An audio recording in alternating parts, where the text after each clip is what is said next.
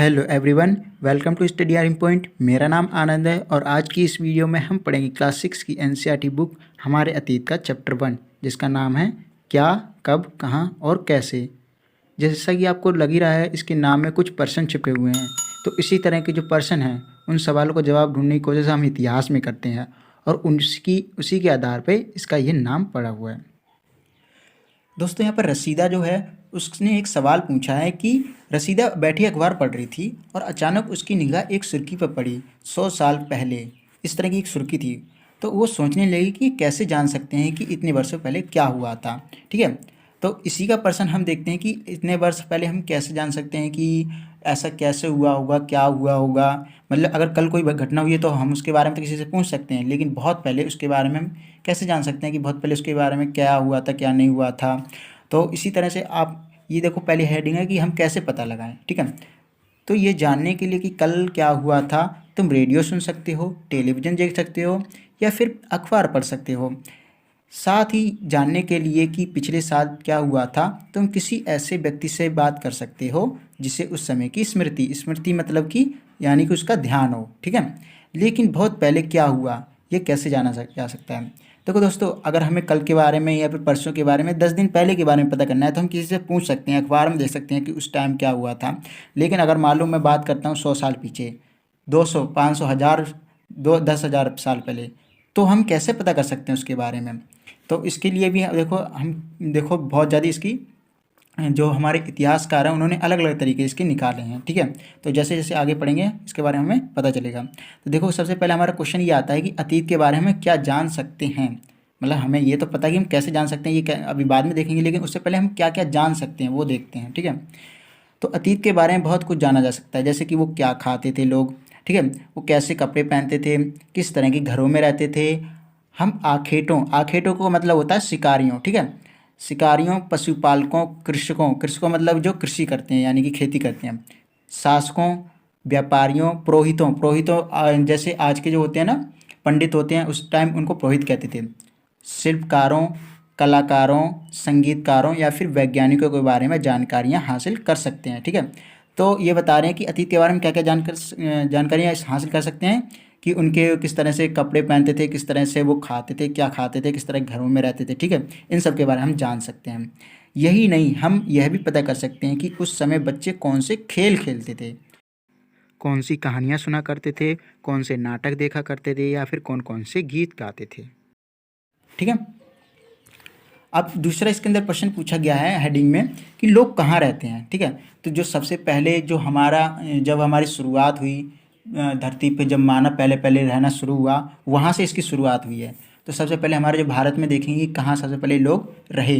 ठीक है, कहाँ उन्होंने अपना पहला बसेरा बसाया, कहाँ बस्ती बनी, उसके बारे में देखेंगे। तो देखो, मानचित्र 1 में बता रहा है कि नर्मदा नदी का पता लगाओ। ठीक है, तो यहाँ पर क्या था कि कई लाख वर्ष पहले से लोग इस नदी के तट पर रहते थे। ठीक है, नदी का तट क्या होता है कि नदी के किनारे रहते थे। ठीक है, यहाँ रहने वाले आरंभिक लोगों में, आरंभिक मतलब जो सबसे पहले बिल्कुल शुरुआत में जो लोग रहे थे, उनमें से कुछ कुशल संग्राहक थे। संग्राहक मतलब होता है इकट्ठा करना किसी भी चीज़ को। जो क्या इकट्ठा करते थे, जो आसपास के जंगलों की विशाल संपदा से परिचित थे। ठीक है, मतलब जंगल में जो जो उनको संपत्ति उस टाइम में क्या थी, फल फूल, कंदमूल, शिकार, ये सब उस टाइम जंगल की संपदा थी। ठीक है, तो उससे बहुत ज़्यादा उनको जानकारी थी उसके बारे में। ठीक है, जो क्या करते थे, अपने भोजन के लिए वे जड़ों, फलों, जंगलों के अन्य उत्पादों का यहीं से संग्रह किया करते थे। तो वो क्या करते थे कि नदी, जो नर्मदा नदी है, उसके किनारे रहते थे तट के, और वहाँ के जो जंगल होते थे वहाँ से वो कंदमूल, फल, जड़, इन सबको खाने के लिए क्या करते थे, संग्रह किया करते थे उनका, यानी उनको इकट्ठा किया करते थे। और क्या करते थे, वे जानवरों का आखेट यानी शिकार भी करते थे। ठीक है, तो यहाँ पर एक बड़ बार बार आ रहा है आखेट, तो आपको याद रखना है जहाँ पे आखेट है उसका मतलब शिकार ही होता है, यानी शिकार करना। ठीक है, तो नर्मदा नदी हम दिखा देते हैं कहाँ पर है। देखो इसका ये रही हमारी नर्मदा नदी, देखो ये रही। ठीक है, ये नीली नीली सी आ रही है ना, ये नर्मदा नदी है।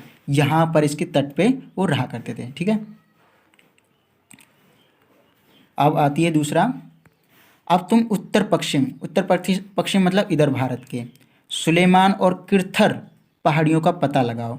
इसी क्षेत्र में कुछ ऐसे स्थान हैं जहाँ लगभग 8,000 वर्ष पूर्व स्त्री पुरुष ने सबसे पहले गेहूँ तथा जौ की फसलें उगाना उपजाना आरंभ किया। देखो सबसे पहले जो गेहूं और जौ की जो फसल उगाई गई वो कहाँ पर, सुलेमान और किरथर पहाड़ियों के पास। ठीक है, तो ये रही हमारे किरथर पहाड़ियाँ और ये हमारी सुलेमान पहाड़ियाँ। ठीक है, और ये कहाँ पर है, ये उत्तर पश्चिम है। तो ये हमारा जो एरिया आता है ना, ये उत्तर पश्चिम आ गया, ये उत्तर पूरब आ गया। ठीक है, और ये उत्तर हो गया। तो यहाँ से पता चल गया कि सबसे पहले उत्तर पश्चिम में सुलेमान और जो किरथर पहाड़ियाँ थी वहाँ पर लोगों ने क्या करा, गेहूं और जौ जैसी फसलों को उपजाना आरंभ किया। तो क्वेश्चन पूछ सकता है कि कहाँ पर, भारत में किस जगह पर या फिर किस स्थान पर सबसे पहले जौ तथा गेहूं की फसल को लोगों ने उपजाना शुरू किया। तो आपको ये नोट करके रखना है यहाँ से लेकर यहाँ तक। ठीक है, उन्होंने भेड़, बकरी, गाय, बैल जैसे पशुओं को पालतू बनाना शुरू किया। ठीक है, तो यहाँ पर इन्होंने क्या करा, खेती के साथ साथ क्या करा, इन्होंने जानवरों को भी पालतू बनाना शुरू कर दिया। ये लोग गाँव में रहते थे। उत्तर पूर्व के गारो एवं तथा मध्य भारत की विंध्य पहाड़ियों का पता लगाओ। देखो उत्तर पूर्व की गारो कहाँ पर है, गारो पहाड़ियाँ देखो यहाँ पर ये रही। ठीक है, और कौन सी बता रहा है, विंध्या पहाड़ियाँ। तो विंध्या पहाड़ियाँ देखो हमारी ये रही। ठीक है, यहाँ पर क्या है, ये कुछ अन्य ऐसे क्षेत्र थे जहाँ कृषि का विकास हुआ। ठीक है, ये तो हमारे इधर भारत सुलेमान और किरथर पहाड़ियों में हुआ, साथ ही साथ हमारे बीच भारत, मध्य भारत में और इधर पूर्वी भारत में भी कृषि का विकास हुआ। जहाँ सबसे पहले चावल उपजाया गया वे स्थान विंध्या के उत्तर में स्थित है। तो देखो विंध्या पहाड़ी हमारी ये हैं, और ये गंगा यमुना की जो देखो नदी है ना, ये हमारी आ रही है गंगा नदी। इसके आसपास क्या हुआ, सबसे पहले जो चावल होता था उसको उपजाना शुरू किया लोगों ने। ठीक है, आगे देखते हैं इसमें। मानचित्र पर सिंधु तथा इसकी सहायक नदियों का पता लगाने का प्रयास करो। सहायक नदियां उन्हें कहते हैं जो एक बड़ी नदी में मिल जाती हैं। देखो सहायक नदी यहाँ पर क्या बताया कि जैसे मान लियो हमारी क्या है, सिंधु नदी है, तो सिंधु नदी इस तरह से आ रही है। ठीक है, तो अब इसकी सहायक नदियाँ कौन सी होंगी, मान लिया यहाँ से एक छोटी सी नदी आ रही है, इसमें आके मिल गई, एक और इधर से छोटी नदी आ रही है, यहाँ पर आके मिल गई, एक और यहाँ से आ रही है, इसी में मिल गई, और एक यहाँ से आ रही है, इसी में मिल गई। तो ये सारी नदियाँ मिलके क्या कर रही हैं, एक बड़ी नदी बना रही है जिसका नाम है सिंधु नदी। तो ये सिंधु नदी की जो छोटी छोटी ये नदियाँ होंगी इन्हीं को सहायक नदी कहेंगे। ठीक है, जिनकी वजह जिनसे मतलब सहायता मिलती है उस नदी को बनने में। ठीक है, तो यहाँ पर क्या हुआ कि लगभग 4700 मतलब 4700 वर्ष पूर्व इन्हीं नदियों के किनारे कुछ आरंभिक नगर फले फूले मतलब कि सबसे आरंभिक नगर जो थे यहीं पर सबसे पहले ये बसे थे। ठीक है, गंगा व इसकी सहायक नदियों के किनारे तथा समुद्र तटवर्ती इलाकों में नगरों का विकास 2500 वर्ष पूर्व हुआ था। ठीक है, तो देखो 4700 वर्ष पूर्व कहाँ पर हुआ था, हम सबसे पहले देखते हैं सिंधु नदी कहाँ पर है। देखो हमारी सिंधु नदी ये रही हमारे पूर्व में स्थित। ठीक है, देखो ये रही, यहाँ से आ रही है सिंधु नदी, और इसकी सहायक नदी कौन सी है, देखो ये रही सतलुज, ये रही रावी, फिर चेनाब, फिर झेलम। ठीक है, ये जो 5 नदियाँ हैं ना, और ये ब्यास 5वीं नदी। ठीक है, ये 5 नदी मिलकर क्या करती हैं, सिंधु का निर्माण करती हैं। ठीक है, तो यहीं पर सबसे पहले क्या हुआ, आरंभिक जो नगर थे वो सबसे पहले यहीं पर उपजे मतलब कि सबसे पहले बसे थे। और ये तो हमारे भारत से थोड़ा बाहर हो गया, लेकिन भारत में कब हुआ, भारत में करीब यहाँ पर हुआ, गंगा तथा इसके आसपास की जो एरिया है वहाँ पर करीब 2500 वर्ष पूर्व। ठीक है, अब यहाँ पर आपको समझ नहीं आ रहा होगा कि 4700 वर्ष पूर्व 2500 वर्ष पूर्व, आपको इतना ही ध्यान रखना है कि 4700 वर्ष पूर्व का मतलब है कि आप ये मान के चलिए कि आप 2000 सन में रह रहे हो। इस 2000 सन से आप जितना पीछे देखोगे उतने वर्ष की बात कर रहा है ये, मतलब 2000 वर्ष से अगर 4700 वर्ष पूर्व की बात करो ये तब की बात कर रहा है। ठीक है, आगे देखते हैं। गंगा तथा इसकी सहायक नदी सोन का पता लगाओ।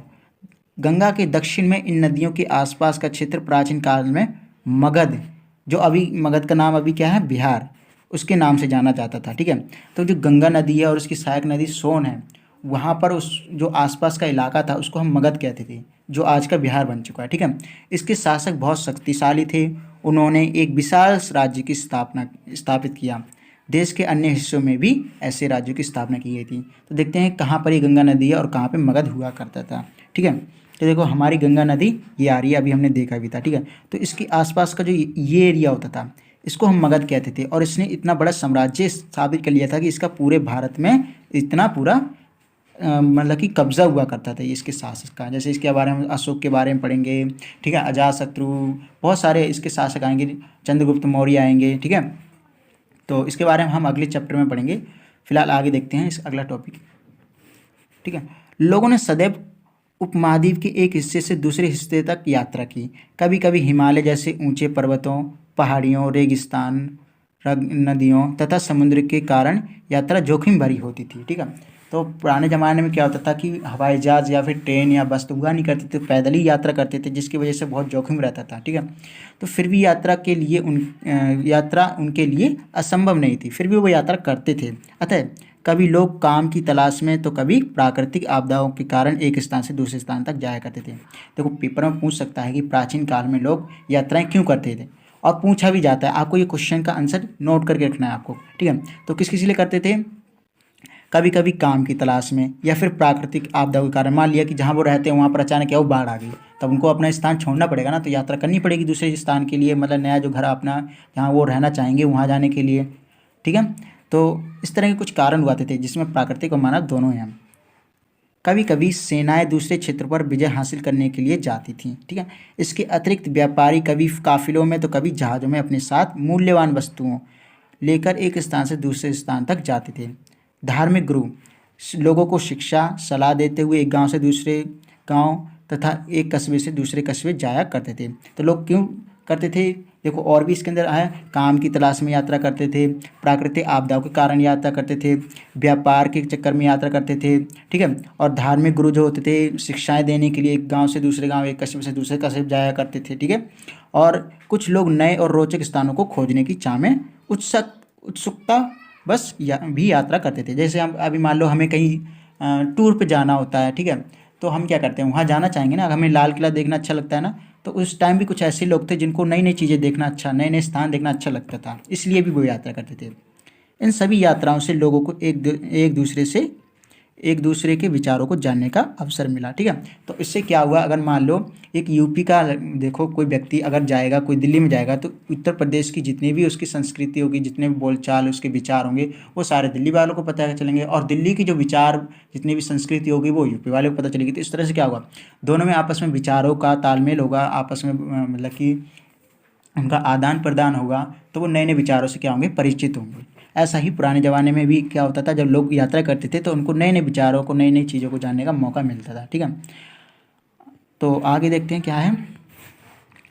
एक बार फिर से मानचित्र 1 को देखिए। पहाड़ियाँ, पर्वत, समुद्र इस उपमहाद्वीप की प्राकृतिक सीमा का निर्धारण करते हैं। ठीक है, तो हमारा जो भारत है वहाँ पर देखो, उत्तर में अगर आप देखोगे तो उत्तर में हिमालय पर्वत है। ठीक है, दक्षिण में देखोगे तो हिंद महासागर है। ठीक है, इस तरह से इधर भी देखोगे पूर्व में, पश्चिम में इधर भी किरथर पहाड़ियाँ हैं। ठीक है, इस तरह से जो भी हम पहाड़, पर्वत और समुद्र, ये हमारे चारों तरफ है हमारे भारत के। ठीक है, तो हालांकि लोगों के लिए इन सीमा को पार करना आसान नहीं था, मतलब इस वजह से लोग आ नहीं पाते थे जब भी भारत में। फिर भी क्या करा, जिन्होंने ऐसा चाहा भी ऐसा कर सके, मतलब जो आना चाहें फिर भी वो आ सके, भले उनको मुश्किल हुई हो हमारे भारत में पहुंचने की। वे पर्वतों की ऊंचाइयों को छू सके तथा गहरे समुद्रों को पार कर सके। उपमहाद्वीप के बाहर से भी कुछ लोग यहाँ आए और यहीं बस गए।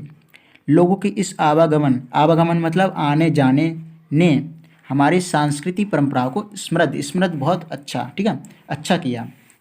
कई सौ वर्षों से लोग पत्थरों को तराशने, संगीत रचने, यहाँ तक कि भोजन बनाने के नए तरीके के बारे में एक दूसरे के विचारों को अपनाते रहे। मतलब लोग नई जगह जाते थे तो वहाँ से सीख के आते थे ये पत्थरों को कैसे तराशने मतलब कि किसी पत्थर को काट के उसको घिस के कोई नई चीज़ बनाना, इसको कहते हैं तराशना। ठीक है, संगीत रचने मतलब किस तरह से वो नया नया संगीत बना रहे हैं, यहाँ तक कि भोजन बनाने के जो तरीके होते हैं उनके बारे में वो दूसरे के यहाँ से सीख के आते थे और अपने यहाँ आके वही काम अपनाते थे, और वहाँ की लोग जो रहते थे वो भी इसको सीखते थे। ठीक है, अब देखो देशों के नाम कैसे हमारे, मतलब हमारा जो इंडिया है, भारत है, इसके नाम कितने सारे हैं ना, इंडिया, भारत, हिंदुस्तान, ऐसे कुछ नाम है। तो उनमें से कुछ नामों के बारे में देखेंगे कि हमारे भारत का नाम कैसे पड़ा। ठीक है, तो आपने अपने देश के लिए हम प्राय इंडिया तथा भारत जैसे नामों का प्रयोग करते हैं।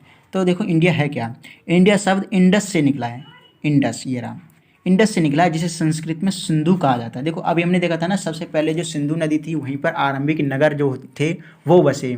ठीक है, जो नगर थे आरंभिक तौर पे 4700 वर्ष पूर्व वहीं पर आके बसे। तो इसी एरिया को क्या कहते थे, सिंधु कहा जाता था। ठीक है, और इसको इंडस भी कहते हैं। तो अपने एटलस में ईरान तथा यूनान का पता लगाओ। लगभग 2500 वर्ष पूर्व उत्तर पश्चिम की ओर से आने वाली ईरानियों तथा यूनानियों ने सिंध को हिंदोस या इंदोस का और इस नदी के पूर्व में स्थित भूमि प्रदेश को इंडिया कहा। तो देखो क्या कह रहा है कि लगभग जब ये सिंधु प्रदेश था, मान लीजिए सिंधु नदी है और इधर हमारा भारत है, तो यहाँ पर ईरान है और इधर यूनान भी है। तो यहाँ से जब ये लोग आए थे तो इन्होंने इस एरिया में जो ये नदी वाला एरिया है इसको तो इन्होंने क्या कहा, कहाँ गया, सिंधु को हिंदोस कहा, ठीक है, हिंदोस या फिर इंदोस कहा। लेकिन ये जो नदी एरिया के बाद हमारा जो भारत आ रहा था इसको इन्होंने क्या कह दिया, इंडिया कह दिया, ठीक है। और इसी की वजह से हमारा भारत का नाम भी क्या पड़ा, इंडिया पड़ गया। अब देखो भारत भी कहते हैं, भारत भी कहते हैं। अभी इंडिया के बारे में पता चल गया कैसे इंडिया पड़ा। अब भारत कैसे पड़ा, तो भारत नाम का प्रयोग उत्तर पश्चिम में रहने वाले लोगों के एक समूह के लिए किया जाता था। तो उत्तर पश्चिम हमारे भारत जो है वहाँ पर रहते थे कोई समूह रहता था, मतलब आदिवासी लोग रहते थे, उनको कहते थे कि भारत, उस समूह को कहते थे। तो इसके बारे में हमें कहाँ पता चलता है कि लगभग जो हमारा जो संस्कृत का एक बहुत ही पुराना वेद है, ऋग्वेद है, उसमें लिखा हुआ पता चलता है कि इस तरह का एक आदिवासी समूह हुआ करता था, उसके लिए इस भारत नाम का प्रयोग किया जाता था। इसी से हमारा देश का नाम क्या लगा, भारत पड़ गया, ठीक है। तो ये 3500 वर्ष पुराना है, ये जो हमारा जो ये ऋग्वेद है ये 3500 वर्ष पुराना है, ठीक है। तो हम देख लेते हैं एक बार हमारे कैसे मैप में दे रखा है। ये देखो यहाँ पर क्या बताया कि ये हमारी होगी सिंधु नदी, इधर ईरान है और इधर है यूनान, यूनान थोड़ा दूर है। तो यहाँ से ये जब लोग अपने भारत में आ रहे थे तो इन्होंने इस सिंधु को क्या कहा, हिंदोस कहा, ठीक है। और इस सिंधु के इधर जो पूर्व में रहते थे लोग उनको इन्होंने इंडिया कह दिया। इसी वजह से हमारे भारत को भी लोग इंडिया इंडिया बोलने लगे, इसी वजह से हमारे भारत का नाम भी इंडिया पड़ गया। और इसी एरिया में एक भारत नाम का समूह रहता था, ऐसा हमें पता चलता है ऋग्वेद से, जो कि 3500 वर्ष पुराना है, ठीक है। तो आप अगर पूछे पेपर में कि हमारे भारत का नाम कैसे भारत पड़ा या फिर इंडिया का नाम कैसे इंडिया पड़ा, आप बता दोगे कि भारत का नाम क्यों पड़ा, क्योंकि यहाँ पर उत्तर पूर्व में एक आदिवासी समूह रहता था जिसका उल्लेख हमें कहाँ मिलता है, ऋग्वेद में मिलता है, ठीक है, उसी के नाम पे पड़ गया। और अगर आप पूछे कि भारत इंडिया क्यों पड़ा, क्योंकि जो ईरान और यूनान से लोग आए थे कल लगभग 2500 वर्ष पूर्व, उन्होंने इस एरिया को, मतलब जो सिंधु नदी वाला एरिया है उस एरिया को तो इन्होंने हिंदोस कहा और उसके पूर्व में रहने वाले लोगों को इंडिया कहा, ठीक है। जो पूर्व में जो स्थान था उसको इंडिया कहा, ठीक है। अब अतीत के बारे में हम कैसे जाने, देखो अभी हमने देखा था ना कि कल के बारे में हम किसी से पूछ सकते हैं, परसों के बारे में पूछ सकते हैं, 10 दिन पहले हमने जो मतलब कि कोई घटना हुई उसके बारे में हम खबर पढ़ सकते हैं, रेडियो टेलीविज़न पे देख सकते हैं। लेकिन अतीत जो हमारा हज़ारों साल पुराना है, लाखों सालों पुराना, उसको कैसे हम उसके बारे में जान सकते हैं, ठीक है। तो उसके बारे में हम यहाँ से थोड़ी बहुत जानकारी मिलेगी। देखो कैसे हम जानते हैं कि अतीत की जानकारी हम कई तरह से प्राप्त कर सकते हैं। इनमें से एक तरीका है अतीत में लिखी गई पुस्तकों को ढूंढना और पढ़ना। ये पुस्तकें हाथ से लिखी होने के कारण पांडुलिपि कही जाती थी। अंग्रेजी में पांडुलिपि के प्रयुक्त होने वाला मैन्यूस्क्रिप्ट शब्द लैटिन मेन्यू जिसका अर्थ होता है हाथ से निकला है। ये पांडुलिपियाँ प्राय ताड़पत्रों अथवा हिमालय क्षेत्रों में उगने वाले भुर्ज नामक पेड़ की छाल से, छाल मतलब होता है कि उसकी जो खुर्च होती है उससे विशेष तरीके से तैयार भोजपत्र पर लिखी जाती थी। तो यहाँ पर क्या बता रहा है कि हम अतीत के बारे में एक तरीका ये है कि हम जो अतीत में किताबें लिखी गई हैं, उस टाइम मशीन तो होती नहीं थी कि किताब लिखने के लिए हमारे पास पेज हो अच्छे। उस टाइम क्या होता था कि जो हिमालय के जो पर्वत हैं वहाँ पर कुछ पेड़ होते थे जिनका नाम होता था बुर्ज, ठीक है। इससे एक विशेष तरीके से एक भोजपत्र तैयार किया जाता था। उस भोजपत्र पे ये लिखा जाती थी, जो जिनको क्या कहते थे, पांडुलिपि। और ये पांडुलिपि किनको कहते थे, क्योंकि इनको हाथ से लिखा जाता था।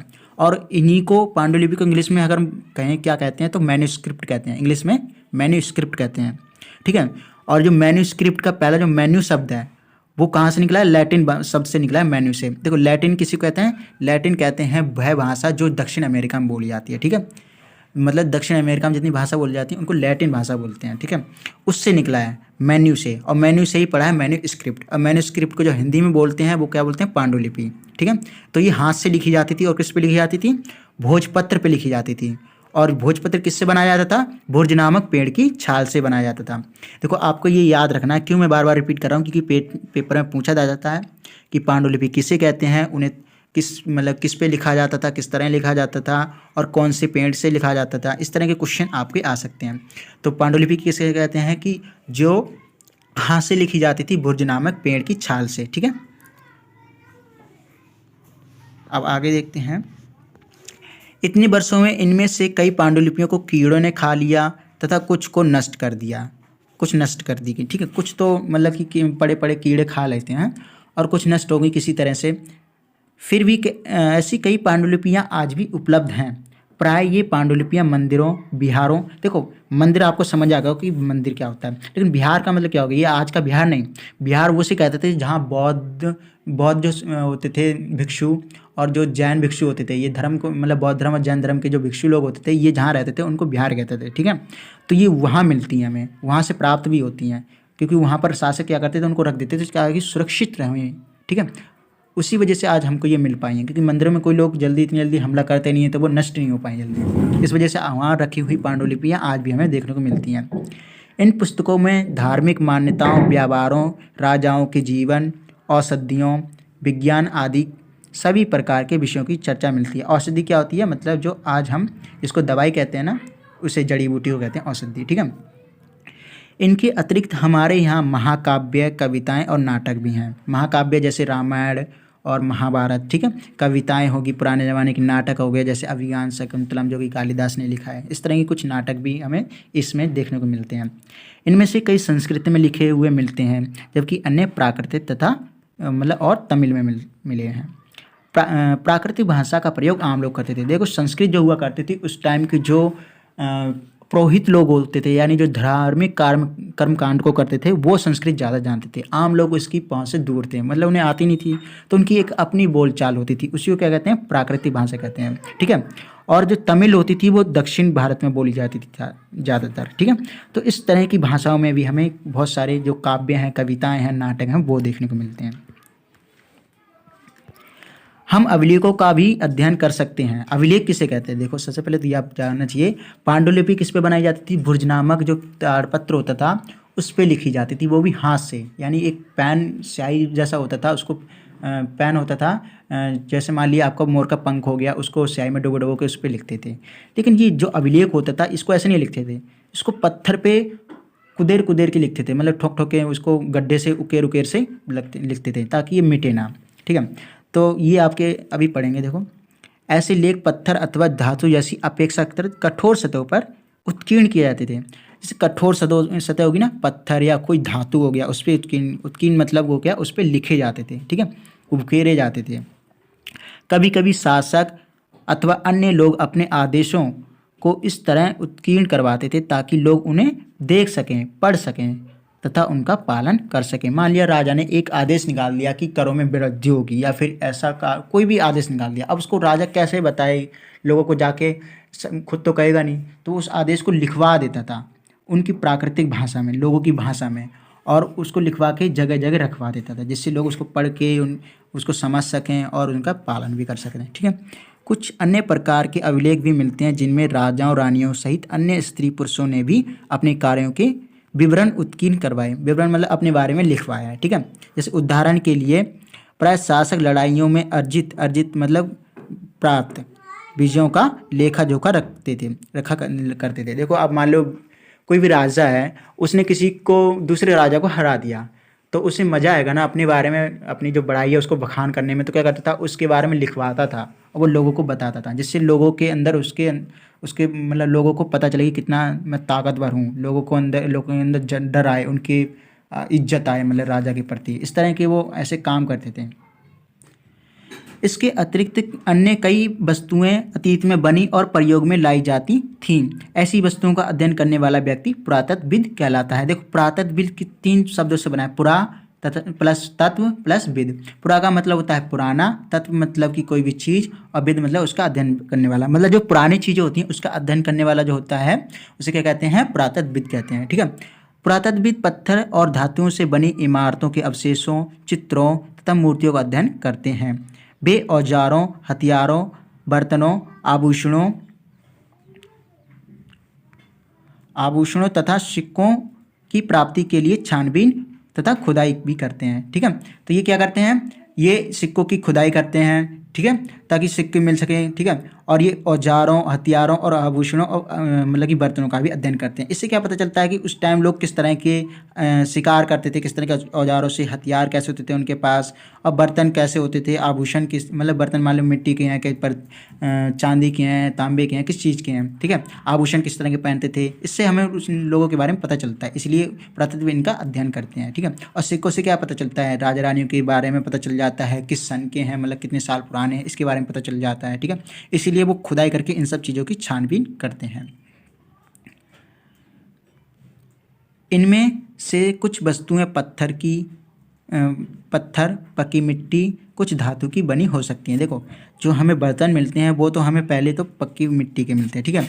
उसके बाद कभी कभी कुछ धातु के मिलते हैं, लेकिन ज़्यादातर किसके हैं, पकी हुई मिट्टी के बने हुए हैं। ऐसे तत्व कठोर तथा जल्द नष्ट ना होने वाले होते हैं, ठीक है। तो पुरातत्वविद जानवरों, चिड़ियों, मछलियों की हड्डियाँ भी ढूंढते हैं। इससे उन्हें ये जानने में भी मदद मिलती है कि अतीत में लोग क्या खाते थे। देखो, अगर मान लो उन्होंने हड्डियों की तलाश की, अब उन्हें हड्डियाँ मिली किसकी, मछलियों की, तो पता चल जाएगा कि हाँ, इस टाइम के लोग मछलियाँ खाते थे। लेकिन अब अगर हमें मिली कुछ जानवरों की, जैसे मान लो हमें बकरी की या फिर किसी भी जानवर की मिली, तो हमें पता चल जाएगा कि ये जानवरों का शिकार करके खाते थे। हाँ, जानवर की मिली, अगर वो मतलब कि जंगल में रहने वाले जानवर की मिली है तो पता चल जाएगा कि शिकार करके खाते थे। अगर वो पालतू जानवर की है तो पता चल जाएगा कि पालतू बनाते थे, यानी कि उन्होंने इन जानवर को पालतू बनाना सीख लिया था, ठीक है।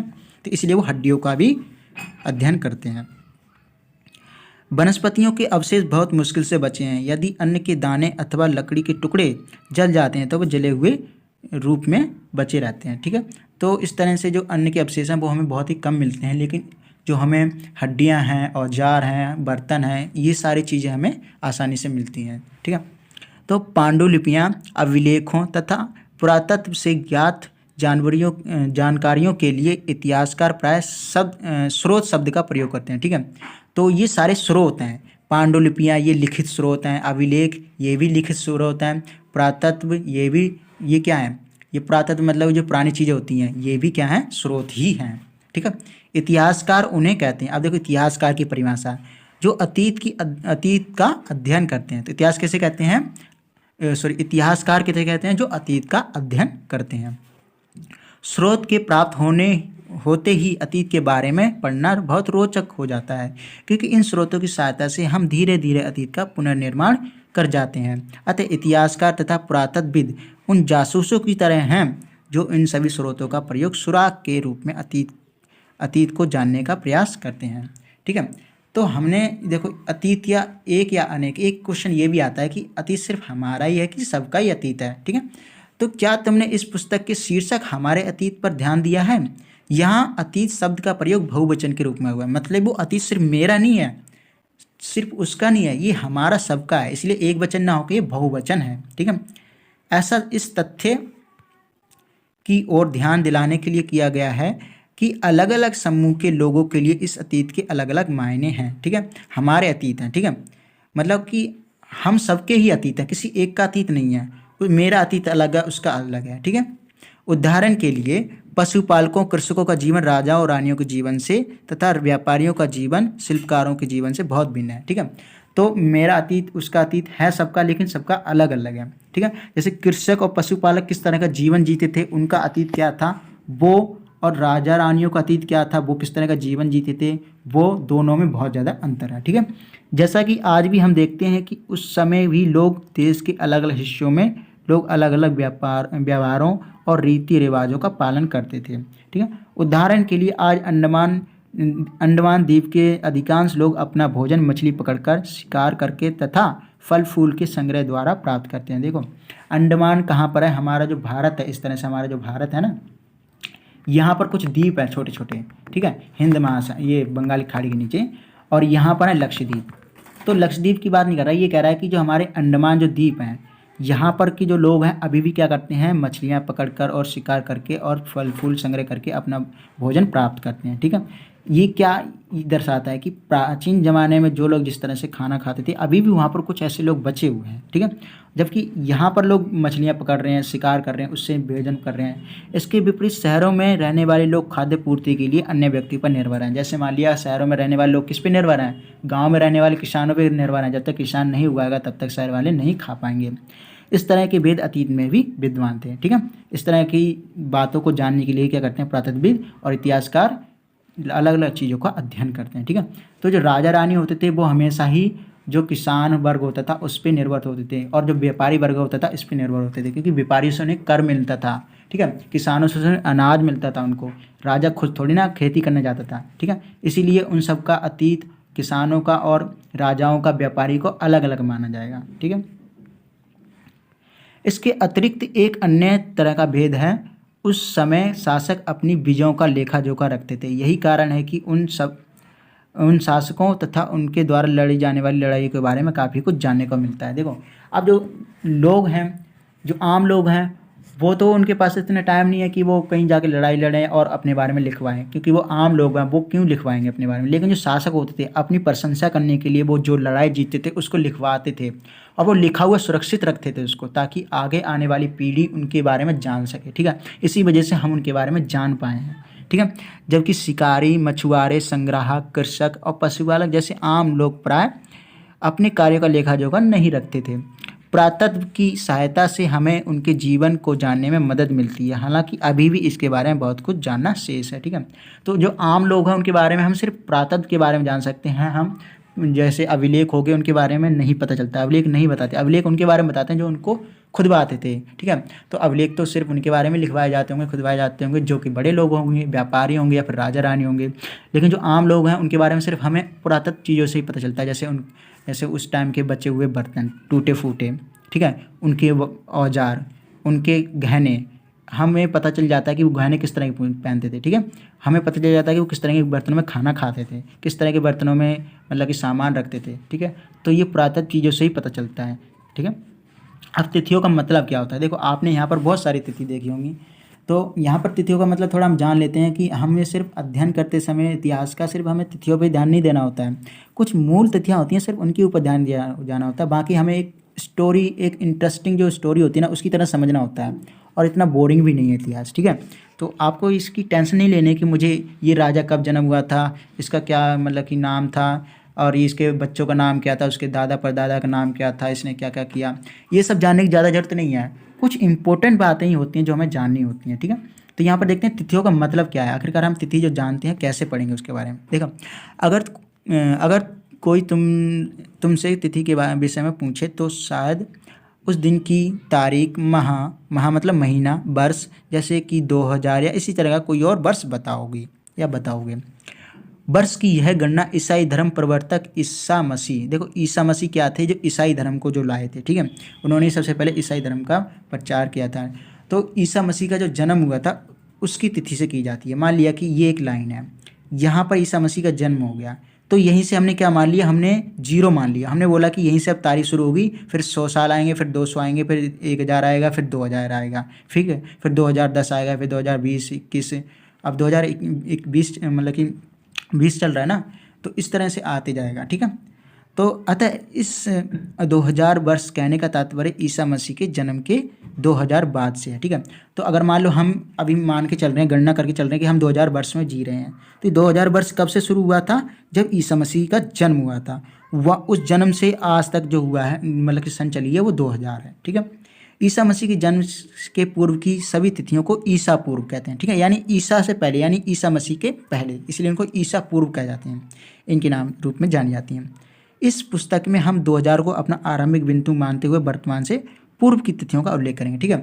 तो आप जब भी कोई तिथि आए तो आप मान लेना कि आप किस सन में जी रहे हो, तो 2000 सन में जी रहे हो। तो अगर पूछा गया कि ये चीज़ है, जैसे मान लीजिए सबसे पहले बोला गया था कि आरंभिक जो नगर थे वो सिंधु नदी के किनारे बसे, तो आपको क्या वो कितनी सन में बसे थे? तो आया था हमारे पास 4700 वर्ष पूर्व, ठीक है। तो इसमें से आप क्या करोगे कि आप 2000 साल को रखोगे अपने वर्तमान समय में, और इससे 4700 वर्ष पूर्व ऐसा हुआ था ये मान के चलोगे, ठीक है। तो ये हमारा आरंभिक बिंदु क्या हो जाएगा? 2000 वर्ष पूर्व, 2000 वर्ष, ठीक है। तो यहाँ पर इतिहास के बारे में बता रखा है कि देखो जो तिथियाँ होती हैं वो 2 तरह की होती हैं। जैसे अभी हमने देखा बीसी इंग्लिश में कहते हैं बिफोर क्राइस्ट को, यानी कि ईसा मसीह के जन्म से पहले, इसको हिंदी में ईसा पूर्व कहते हैं। और इसके बाद को क्या कहते हैं, एडी कहते हैं, यानी एना डोमिनी। ठीक है, एना डोमिनी का मतलब क्या होता है, ईसा मसीह के जन्म के बाद जो तिथियाँ आती है उनको, और उसे हिंदी में कहते हैं ईसवी। ठीक है, तो आपको बस इतना ही याद रखना है, इसमें ज़्यादा कुछ है नहीं। आपको बस ईसा मसीह के जन्म से पूर्व की सभी तिथियों को ईसा पूर्व कहते हैं, और ईसा मसीह जन्म के बाद की तिथियों को ईसवी कहते हैं, ये याद रखना है बस। ठीक है, अब देखिए यहाँ पर अन्यत्र दे रखा है कि जिस समय हमारे भारत में ये सब हो रहा था, जिस तरह हम भारत का इतिहास जिस सन में कर रहे हैं, उस टाइम मतलब अतीत में क्या हो रहा था, अतीत में मतलब कि यूरोप में या फिर बाकी दुनिया में क्या हो रहा था, इसके बारे में थोड़ा हम पढ़ लेते हैं। यहाँ पर दिया हुआ है, तो जैसा कि हमने पहले पढ़ा, अभिलेख कठोर सतहों पर उत्कीर्ण किए जाते हैं। इनमें से कई अभिलेख 100 वर्ष पूर्व भी लिखे गए थे। सभी अभिलेखों में लिपियों भाषाओं का प्रयोग हुआ है। ठीक है, अलग अलग लिपि, जैसे हमारे हिंदी की लिपि देवनागरी है, अंग्रेजी की लिपि क्या है, रोमन है, इस तरह की पहले भी भाषाएं होती थी और उनकी लिपियां भी होती थी। ठीक है, समय के साथ अभिलेखों में प्रयुक्त भाषा और लिपियों में बहुत बदलाव आ चुका है। विद्वान एक कैसे जानते हैं कि क्या लिखा था, इसका पता अज्ञात लिपि का अर्थ निकालने की एक प्रक्रिया द्वारा लगाया जाता है। ठीक है, कि अगर मान लो कि उस टाइम क्या हुआ था, तो हमें उसके बारे में एक अन्य लिपि से इसके बारे में पता चलता है। जैसे यहाँ पर देखो दे रखा है कि इस प्रकार से अज्ञात लिपि को जानने की एक प्रसिद्ध उत्तर अफ्रीका के देश मिस्र से मिलती है। देखो एक कहानी है मिस्र की, इसमें दे रखी है कि अज्ञात लिपि को जाने कैसे हम कि क्या लिखा है उसके अंदर। तो ये कब से, लगभग 5000 वर्ष पूर्व की है ये। वहाँ पर राजा रानी रहते थे। देखो वहाँ से ये इस तरह की ये चित्र है ना, ये मिले हुए हैं। तो इनके बारे में देखो नीचे लिखा हुआ है कि मिस्र के उत्तरी तट पर रोसेट्टा नामक एक कस्बा है। यहाँ से एक उत्कीर्ण पत्थर मिला, उत्कीर्ण मतलब उस पर लिखा हुआ पत्थर मिला, जिस पर एक ही लेख 3 भाषाओं तथा लिपियों यानी यूनानी मिस्री 2 प्रकार में है। देखो एक लेख लिखा उस पत्थर पे, और उसमें 3 भिन्न भिन्न भाषाओं में लिखा हुआ था। कौन कौन सी भाषा तथा लिपियों में लिखा था, एक यूनानी और मिस्र लिपि की 2 प्रकार थे। मतलब कि 3 भाषाएं थी, उनमें से एक भाषा यूनानी थी और 2 भाषाएं मिस्र की लिपि की थी। ठीक है, तो कुछ विद्वान यूनानी पढ़ सकते थे, मतलब इस यूनानी भाषा में जो लिखा हुआ था उसको पढ़ लिया उन्होंने। तो उन्होंने बताया कि यहाँ राजा और रानियों के नाम एक छोटे से फ्रेम में दिखाए गए हैं, यानी कौन से राजा कौन से रानी है, और उस फ्रेम को क्या कहा गया था, कारतूस। इसके बाद विद्वानों ने यूनानी तथा मिस्री संकेतों को अगल बगल रखते हुए मिस्री अक्षरों की समानार्थता ध्वनियों की पहचान की। जैसा कि तुम देख सकते हो यहाँ एल अक्षर के लिए शेर एवं ए अक्षर के लिए चिड़िया के चित्र बने हैं। देखो अब मान लो एक यहाँ पर 3 भाषाओं में लिखा हुआ है, चलो मान लिया कि यही 3 भाषाएं हैं, कि 2 भाषा मान लिया, चलो एक ये, तो इस भाषा को हमने पढ़ लिया। ठीक है, तो इस भाषा को में जो लिखा है वही तो ये है। तो यानी के का मतलब क्या है, ये त्रिभुज से बना हुआ है, और एल का मतलब यहाँ पर शेर है। तो इस तरह से हम पता लगा लेते हैं। अगर हमें एक भाषा के बारे में पता है तो हम दूसरी भाषा में उसका मतलब क्या होगा ये भी हमने पता इस तरह से लगा लिया। ठीक है, जैसे फिर हो गया ये यहाँ तक। जैसा कि तुम देख सकते हो यहाँ एल अक्षर का मतलब क्या था, शेर था, और एक अक्षर क्या मतलब चिड़िया थी। एक बार जब उन्होंने ये जान लिया कि विभिन्न अक्षर किन के लिए प्रयुक्त हुए हैं, वे आसानी से अन्य अभिलेखों को पढ़ सकें। ठीक है, तो ये था हमारा चैप्टर कौन सा 1, और आने वाले समय में हम अगले चैप्टर की वीडियो भी अपलोड करेंगे। आप हमारे साथ बने रहिए। देखो यहाँ पर क्या है, क्वेश्चन आंसर भी हैं, तो इसे आप आसानी से कर सकते हो। फिलहाल इसमें कुछ नहीं है, देखो मिलान करना है इसके अंदर। यहाँ पर नर्मदा नदी घाटी है, वहाँ पर हमें क्या मिला था कि सबसे पहले आखेट और संग्राहक लोग थे, वो वहाँ पर रहे थे उसकी घाटी के तट पर। ठीक है, और मगध क्या था यहाँ पर हाँ पहला बड़ा राज्य था। ठीक है, मगध के आसपास जो साम्राज्य थे, हमने पढ़ा था ना कि मगध जो था वहाँ पर बहुत बड़े साम्राज्य बनाए गए, वहाँ पर बहुत शासक बड़े शक्तिशाली हुए, अभी पढ़ेंगे उसके बारे में। और गारो पहाड़ियों में क्या हुआ था कि जो आरंभिक कृषि हुई थी वो वहाँ पर हुई थी। सिंधु तथा इसकी सहायक नदियों में क्या हुआ, प्रथम नगर बसाए गए। ठीक है, और गंगा घाटी में क्या हुआ, लगभग 2500 वर्ष पूर्व क्या हुआ था, जो नगर थे वो बसे थे। ठीक है,